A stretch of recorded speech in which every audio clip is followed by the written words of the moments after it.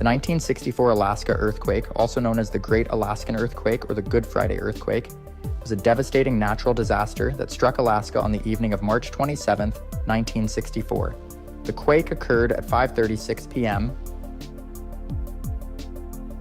Alaska Standard Time and is remembered as one of the most powerful earthquakes ever recorded. With a magnitude of 9.2, it remains the largest earthquake in North American history and the second largest globally since modern seismography began in 1900. This disaster took place in the south-central region of Alaska, affecting numerous cities and towns, including Anchorage, Seward, and Valdez. It lasted for nearly 4.5 minutes, but the destruction that followed was catastrophic. Massive ground fissures, landslides, and collapsing buildings wreaked havoc on the area, while a series of deadly tsunamis triggered by the quake caused further devastation along the Alaskan coastline and beyond. The backstory to this earthquake involves the slow but immense pressure that had built up between two tectonic plates, the Pacific Plate and the North American Plate. Over centuries, these plates had been pushing against each other, creating enormous stress deep beneath the Earth's surface. When that pressure finally released on that Good Friday in 1964, the impact was felt far and wide, not only in Alaska, but also in places as far away as Japan and California. In the days leading up to the quake, there were no clear signs or warnings. The people of Alaska, much like the rest of the world, were caught completely off guard when the Earth began to shake violently that evening. The Alaska Earthquake of 1964 was caused by the movement of the Pacific and North American tectonic plates. Alaska sits on the boundary between these two plates, which are part of the larger Pacific Ring of Fire, an area known for frequent seismic activity. For centuries, the Pacific Plate had been slowly pushing beneath the North American Plate in a process called subduction. As the plates moved, immense pressure built up where they met, and by March of 1964, that pressure was at its breaking point. On March 27th, the stress that had been accumulating beneath the Earth's crust was suddenly released, leading to the massive 9.2 magnitude earthquake. The rupture occurred about 15 miles below the surface, and it stretched across an area roughly 500 miles long and 125 miles wide. The force of the earthquake caused the ground to shake violently, and in some places, the land rose or sank by as much as 38 feet. In the first few moments of the quake, the ground motion was so intense that it made standing or walking impossible for anyone caught outside. Buildings swayed, roads cracked, and entire neighborhoods shifted as the ground beneath them heaved. As the earthquake continued for more than 4 minutes, it became clear that this was no ordinary tremor. People across Alaska were experiencing a catastrophe unlike anything they had ever seen. While the shaking was terrifying, the real damage was still to come. In the hours following the earthquake, massive aftershocks, some of them as strong as magnitude 7, continued to rattle the region, deepening the destruction. The impact of the 1964 Alaska earthquake on cities and towns was nothing short of catastrophic. Anchorage, Alaska's largest city, was hit particularly hard. Buildings that had once stood tall crumbled under the force of the earthquake. Entire sections of the city were leveled as the ground split open and buckled. In some neighborhoods, houses were ripped apart as the land beneath them shifted dramatically. The city's downtown area saw significant damage, with large structures collapsing and streets becoming impassable due to deep cracks and fissures. Seward, a small town located near the epicenter, experienced unimaginable devastation. The earthquake triggered landslides that tore through the town, and within minutes, fires broke out as fuel tanks exploded. But the worst was yet to come. Minutes after the earthquake, a massive tsunami hit the town, washing away buildings, docks, and everything in its path. The water surged through the streets, dragging debris and leaving a trail of destruction. In Valdez, another coastal town, the earthquake's impact was equally devastating. A section of the waterfront slid into the sea, taking homes and buildings with it. Valdez also faced a terrifying tsunami that swept away parts of the town. Waves as high as 200 feet hit the coastline, and residents who had survived the initial earthquake now faced the deadly power of the sea. Kodiak, located further south, also suffered from the earthquake's impact. The powerful shaking caused severe damage to the town, and within minutes, the tsunami hit, destroying homes and businesses. The water rose rapidly, submerging large areas and leaving destruction in its wake. The port, a vital part of the town's economy, was wiped out as the tsunami waves obliterated docks and boats. Beyond the immediate destruction, the earthquake also caused landslides and avalanches across Alaska's rugged terrain. Whole mountainsides collapsed, and in remote areas, entire forests were flattened. The impact was felt far beyond Alaska, with shaking reported as far away as California and Japan. The aftermath of the 1964 Alaska earthquake was as challenging as the disaster itself. The destruction was widespread, leaving thousands of people without homes, businesses in ruins, and entire communities cut off from the outside world.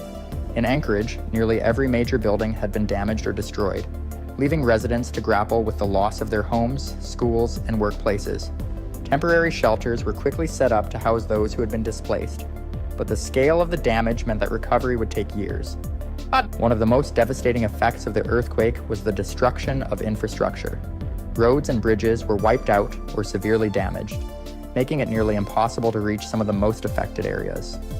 The main highway connecting Anchorage to other parts of Alaska had collapsed in many places, and in the coastal towns, the destruction of ports and harbors left communities isolated.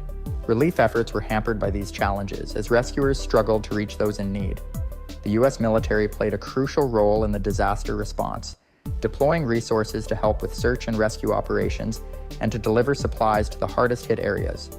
Military planes and helicopters flew over remote parts of the state, dropping food, water, and medical supplies to isolated communities. Naval ships were sent to coastal towns like Valdez and Seward, where the combination of the earthquake and the tsunami had caused near total devastation. The psychological impact on the people of Alaska was profound. Many who had survived the earthquake were left traumatized by the loss of loved ones, homes, and livelihoods. The constant aftershocks, some of which were strong enough to cause further damage, kept the population in a state of fear and uncertainty for weeks after the initial earthquake. In total, more than 100 aftershocks were recorded in the first 24 hours alone, and they continued for months, adding to the already immense sense of unease. As the initial shock wore off, the long process of rebuilding began. Volunteers and relief organizations from across the country came to Alaska to help with the recovery efforts. Engineers and construction crews worked tirelessly to repair the infrastructure, rebuild homes, and restore vital services. But despite these efforts, the full recovery would take years, and some of the damage, particularly in coastal areas like Valdez, was so severe that entire communities had to be relocated. In the years following the 1964 Alaska earthquake, the state gradually rebuilt itself, but the scars of the disaster were long-lasting. The earthquake left an indelible mark, not just on the land, but on the people of Alaska, who had to adapt to the new reality of living in a region with such immense geological power. Buildings and infrastructure were redesigned to be more earthquake-resistant, and new safety protocols were developed to ensure that communities would be better prepared for future disasters. One of the most important changes that came out of the earthquake was a greater understanding of seismic activity, particularly in Alaska. Scientists from all over the world flocked to the state in the aftermath of the disaster, studying the effects of the earthquake and the tsunamis that followed. Their research led to important advances in the field of seismology, including the development of better monitoring systems that could provide early warnings of future quakes. This knowledge would go on to inform earthquake preparedness efforts not just in Alaska, but in other earthquake-prone regions around the world. For many of the survivors, the memories of March 27, 1964, never faded. The earthquake had taken lives, destroyed homes, and reshaped entire communities, but it also brought out the resilience and strength of the Alaskan people. Stories of courage, sacrifice, and solidarity became part of the collective memory as residents supported each other through the darkest hours and rebuilt their communities from the ground up. The earthquake also left a legacy of awareness and preparedness. Public education campaigns were launched to ensure that Alaskans knew how to respond in the event of another major quake. Regular drills and preparedness exercises became part of life in schools and workplaces across the state, ensuring that future generations would be ready if and when disaster struck again. In the end, the 1964 Alaska earthquake remains one of the most powerful natural disasters in U.S. history. It reshaped not just the physical landscape of Alaska, but also the mindset of its people, creating a legacy of resilience and preparedness. While the state has seen other disasters in the years since, none have left a mark quite like the Good Friday earthquake, a day that forever changed Alaska.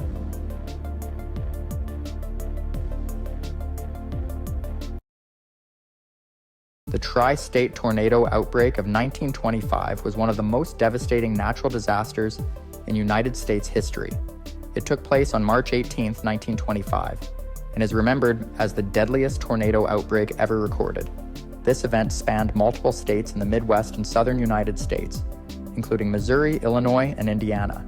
The tornadoes that formed during this outbreak caused unimaginable destruction, taking the lives of over 750 people and injuring more than 2,200 others. On that fateful day, at least 12 major tornadoes were confirmed across the region. The most infamous of these was the Tri-State tornado, which carved a path of destruction that was 219 miles long, making it the longest tornado track ever recorded.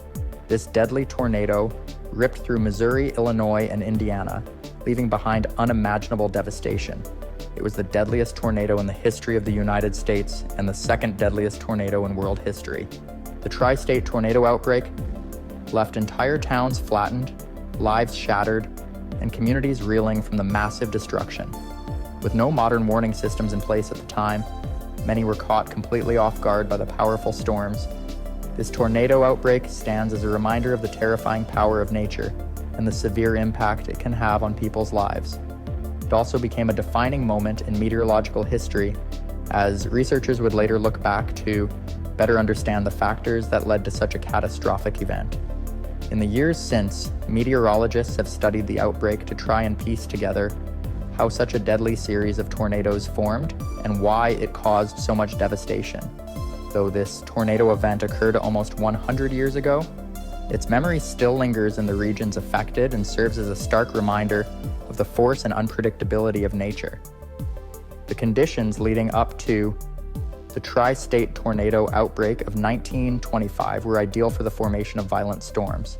During the early part of March, an unusually warm and moist air mass moved up from the Gulf of Mexico, colliding with a cold, dry air mass from Canada. This clash of air masses created an unstable atmosphere over the Midwest and southern United States. On March 18, 1925, these ingredients came together to form an intense low-pressure system that would spawn a series of deadly tornadoes. The first signs of trouble appeared in the early afternoon when thunderstorms began developing over southeastern Missouri. The atmosphere was so unstable that these storms quickly turned severe. By 1 o'clock in the afternoon, the first tornadoes had touched down near the town of Ellington, Missouri. Within minutes, the storm strengthened, and what would become the deadliest tornado in U.S. history began its nearly 3.5-hour journey across 3 states. The tornado first tore through Missouri, destroying farms, homes, and small towns in its path. By the time it crossed the Mississippi River into Illinois, it had already killed hundreds of people and leveled several communities. The powerful winds of the tornado ripped buildings off their foundations, uprooted trees, and tossed debris for miles. In some places, the damage was so severe that entire towns were unrecognizable. As the day wore on, the tornado continued its relentless march across southern Illinois and into Indiana. With each passing minute, the death toll climbed higher, and the destruction grew more widespread. People had little to no warning before the tornado hit, as there were no modern forecasting systems like radar or storm sirens. In many cases, residents didn't realize they were in danger until the tornado was already upon them. The lack of warning and the sheer size of the tornado contributed to the massive loss of life and property. By the end of the day, the Tri-State tornado had left a path of destruction over 200 miles long, with winds estimated to be over 300 miles per hour at its peak. The storm had also triggered several other smaller tornadoes across the region, adding to the overall devastation. The Tri-State tornado's impact on the cities it passed through was catastrophic. In Illinois, the town of Murfreesboro was hit especially hard. With a population of about 12,000 at the time, the tornado destroyed nearly everything in its path. The storm struck at approximately 2:30 in the afternoon, leveling schools, homes, and businesses. Entire blocks were reduced to rubble, and over 200 people lost their lives in Murfreesboro alone, making it the single deadliest town affected by the tornado. The damage left behind was so extreme that it took months for rescue crews to fully sift through the debris and begin rebuilding. West Frankfort, another town in Illinois, was also devastated by the tornado. Here, many coal miners who had just returned from their shifts were caught by surprise as the tornado ripped through their community. The storm left behind a staggering death toll of over 150 people in West Frankfort, and entire neighborhoods were wiped off the map. Survivors recalled the terrifying roar of the storm and the chaos that followed as those who escaped with their lives tried to locate their families and neighbors amid the destruction. In Indiana, the town of Griffin was also in the tornado's path, suffering significant damage. Though the population was much smaller than the Illinois towns, the storm still managed to take lives and destroy countless homes. The aftermath left survivors struggling to find shelter, food, and medical help in the midst of overwhelming devastation. Aside from the towns themselves, the tornado caused widespread damage to farmland, transportation infrastructure, and utilities. Crops were flattened, livestock killed, and miles of railroad tracks torn up. Telephone and telegraph lines were downed, cutting off communication with the outside world. Roads became impassable due to debris, leaving many isolated for days until rescue crews could reach them. The immediate aftermath of the tornado was marked by confusion, chaos, and fear. Communities banded together to search for survivors and to care for the injured, but the scale of the disaster made recovery slow and difficult. The aftermath of the tri-state tornado left entire regions in shock. With thousands of homes destroyed and over 600 lives lost, the survivors faced an overwhelming task of rebuilding. Many were left homeless with few possessions and had to rely on makeshift shelters in churches, schools, and other buildings that remained standing. Emergency response was slow, as communication lines were cut and roads were blocked by debris, further complicating rescue efforts. Hospitals and clinics in the affected areas were quickly overwhelmed with the number of injured people. Local doctors, nurses, and volunteers worked tirelessly to treat wounds, but supplies ran low within days. In some cases, makeshift hospitals were set up to handle the influx of patients. Medical teams from nearby cities eventually arrived, bringing much-needed assistance and resources to treat the injured and provide care for those affected. Relief efforts were further hindered by the damage to infrastructure. Roads, bridges, and railroads were destroyed, making it difficult for supplies and rescue teams to reach the worst-hit areas. It took several days before aid could arrive from surrounding states, and even longer for organized relief efforts to be put into place. The American Red Cross and other organizations mobilized, sending volunteers, food, clothing, and medical supplies to help the thousands of displaced families. Rebuilding communities took years. For many survivors, the psychological toll was as significant as the physical destruction. Families who lost loved ones struggled to cope with the grief and trauma of the event. Entire towns had to be reconstructed, and it took immense effort from both local residents and outside aid to restore some sense of normalcy. In many cases, entire neighborhoods were unrecognizable, and the process of rebuilding homes and businesses was slow and laborious. The tri-state tornado's destruction also led to changes in disaster response and preparedness. Local governments began to reevaluate their emergency response plans, emphasizing the need for better communication systems and quicker access to medical and relief supplies. While the tornado's path of destruction could not have been predicted, the disaster prompted discussions about how to be better prepared for future natural disasters. The legacy of the tri-state tornado remains deeply etched in the history of the Midwest. The disaster, which struck on March 18, 1925, reshaped the lives of thousands and left a lasting impact on the communities affected. The sheer scale of the devastation, along with the unprecedented number of casualties, made the tornado a pivotal event in the region's history. In the years that followed, the tri-state tornado became a significant case study for meteorologists and emergency responders. Efforts to understand the factors that led to such a powerful and long-lasting tornado spurred advancements in meteorology. While the technology of the time could not predict tornadoes, the devastation underscored the need for better forecasting methods and storm warning systems.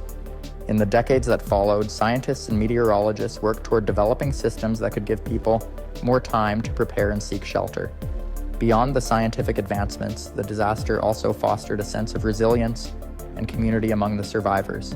Towns that had been leveled by the storm gradually rebuilt, and the stories of survival, bravery, and solidarity became part of the local lore. Despite the overwhelming destruction, people came together to rebuild homes, schools, businesses, and their lives. The experience also highlighted the importance of neighborly support and the collective spirit of recovery as communities leaned on each other to move forward. Today, the tri-state tornado is remembered not just for the destruction it caused, but also for the lessons it provided in preparedness, response, and recovery. Monuments and memorials stand in several of the affected towns, honoring the lives lost and reminding future generations of the storm's profound impact. The disaster also serves as a sobering reminder of the power of nature and the importance of continued advancements in weather forecasting and disaster management. The tri-state tornado remains one of the deadliest and most destructive tornadoes in American history. Its aftermath led to improved systems for emergency response and laid the groundwork for modern tornado warnings, leaving a lasting mark not only on those who experienced it firsthand, but on the entire field of disaster preparedness.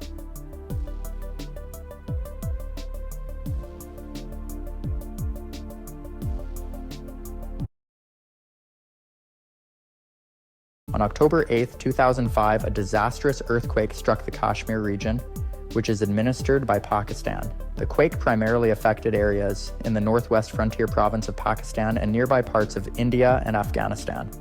It occurred at 8:50 in the morning, just as many people were starting their day.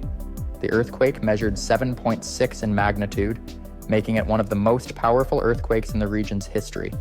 The epicenter was located near the city of Muzaffarabad, which is the capital of Azad Jammu and Kashmir. This region lies at the collision point of the Eurasian and Indian tectonic plates, which creates unstable geological activity. The earthquake's severity was heightened by poor construction in the affected areas. The combination of these factors led to an overwhelming impact, causing the loss of tens of thousands of lives and leaving millions displaced. Prior to the earthquake, the Kashmir region had experienced numerous seismic events, but none had prepared the population for the scale of this disaster. The day of the earthquake was a typical Saturday, and many students were at school, making the tragedy even more devastating. Little did the people know that their lives would change in an instant, as the ground shook violently, marking the beginning of one of the deadliest earthquakes in South Asia's history. The earthquake that struck on October 8, 2005, was a result of complex geological processes. The Kashmir region lies at the junction of the Eurasian and Indian tectonic plates. This collision has created immense pressure over time, leading to unstable seismic conditions in the area. As the plates moved, stress built up along faults in the Earth's crust. On the morning of the earthquake at 8:50 in the morning, this pressure finally released. The earthquake originated about 12 miles northeast of Muzaffarabad. Within moments, the ground shook violently, registering a moment magnitude of 7.6. This sudden release of energy caused severe upthrust, impacting not just the surface, but also the underlying geological structures. In the days leading up to the quake, the region experienced some minor tremors, which are often common before a major seismic event. However, these tremors did not indicate the scale of destruction that was about to occur. When the earthquake hit, it was felt far beyond the epicenter, with reports of shaking reaching as far as Afghanistan and northern India. The devastation that followed would leave lasting scars on the landscape and the people of the region. As the first day of the disaster unfolded, rescue workers faced a challenging situation. Many roads were blocked due to landslides triggered by the quake, making it difficult to reach those in need. The harsh terrain and sudden weather changes added to the urgency of the relief efforts, as the approaching winter threatened to complicate rescue operations further. The stage was set for a humanitarian crisis that would demand immediate action from both local and international communities. As the sun rose on October 9th, 2005, the full extent of the devastation began to reveal itself. The earthquake struck with a force that shattered lives and landscapes. Buildings crumbled like sandcastles, and entire neighborhoods disappeared beneath debris. Muzaffarabad, Dad and the capital of Azad Jammu and Kashmir, was among the hardest hit, with many structures collapsing and leaving residents trapped under the rubble. Throughout the day, panic and confusion reigned as survivors tried to make sense of what had happened. Many people were caught off guard, especially since it was a Saturday, a day when schools were filled with students. Tragically, many school buildings fell, burying hundreds of children. Reports emerged from Mansehra district, where entire classes were lost as buildings collapsed, killing 350 students in one location alone. Emergency responders faced overwhelming challenges. The aftermath of the quake triggered numerous aftershocks, some strong enough to cause additional damage and hinder rescue efforts. By the end of the first week, more than 900 aftershocks had been recorded, further destabilizing the region and complicating the already dire situation. As relief efforts ramped up, the lack of infrastructure became painfully evident. Roads were blocked and communication systems were down, making it nearly impossible for aid workers to reach affected areas. Hospitals were overwhelmed with injured individuals, many of whom required immediate medical attention. The death toll began to rise rapidly as rescuers struggled to access remote villages that had been cut off by landslides. The shockwaves of the earthquake were felt not only in the physical destruction, but also in the emotional turmoil it unleashed. Families searched desperately for missing loved ones, while communities banded together to support each other amidst the chaos. The first days following this earthquake set the stage for a humanitarian crisis that would demand a coordinated response from local and international organizations alike. The urgent need for shelter, food, and medical care became a focal point as the days stretched on, and hope began to fade for many. In the wake of the devastating earthquake, the landscape of northern Pakistan was forever altered. The destruction extended far beyond the immediate loss of life. Entire ecosystems were impacted as well. Landslides swept through the mountains, burying roads and blocking rivers, which created new hazards for communities still reeling from the initial quake. In many areas, natural habitats were disrupted, leaving wildlife displaced and vulnerable. The humanitarian crisis deepened as millions found themselves without shelter. As winter approached, the harsh weather conditions posed an additional threat. Many survivors were forced to live in makeshift camps, struggling against the cold and inadequate supplies. The estimated 4 million people rendered homeless faced a bleak reality, with little hope for immediate relief. Basic needs, like food, clean water, and medical assistance became increasingly urgent as weeks turned into months. In addition to the physical destruction, the earthquake had a profound emotional and psychological impact on the survivors. Families lost loved ones, and entire communities were shattered. Grief and trauma spread through the region as individuals coped with the loss and destruction around them. The psychological scars ran deep, complicating recovery efforts. As international aid began to flow into the region, efforts focused on rebuilding not just the physical structures, but also the lives of those affected. The scale of the disaster necessitated a coordinated response from governments, NGOs, and local organizations, all working together to provide assistance. However, the task was monumental, and the effects of the earthquake would be felt for years to come. Efforts to restore the natural environment also began, but the challenges remained significant. The damaged landscapes required careful rehabilitation, and communities faced the daunting task of rebuilding their homes and infrastructure while coping with the scars left by the earthquake. The resilience of the people in the affected areas shone through as they came together to support one another, but the road to recovery was long and fraught with obstacles. On the whole, the earthquake in Pakistan in 2005 stands as a grim reminder of nature's power and the profound impact it can have on human lives. The event reshaped the landscape of the affected regions and left scars that will last for generations. The death toll exceeded 80,000, with many more injured and millions displaced, showcasing the sheer scale of this tragedy. The impact was not only physical. Families lost loved ones, and entire communities were torn apart. In the aftermath, the response from both local and international communities highlighted the importance of solidarity in times of crisis. Relief efforts poured in from around the world, with billions of dollars raised to aid recovery and rebuilding. Humanitarian organizations and governments worked tirelessly to provide food, shelter, and medical care to those in desperate need. However, despite the immense outpouring of support, the challenges of rebuilding were immense. Many areas faced ongoing struggles with accessibility due to damaged infrastructure and harsh winter conditions, making it difficult to reach those who needed help the most. The experiences of survivors served as powerful testimonies to resilience, illustrating the strength of the human spirit in the face of disaster. Ultimately, the 2005 earthquake was not just a natural disaster, it was a catalyst for change. It exposed vulnerabilities in building practices and emergency preparedness in the region. As a result, many lessons were learned that led to better construction standards and improved disaster response strategies in Pakistan and beyond.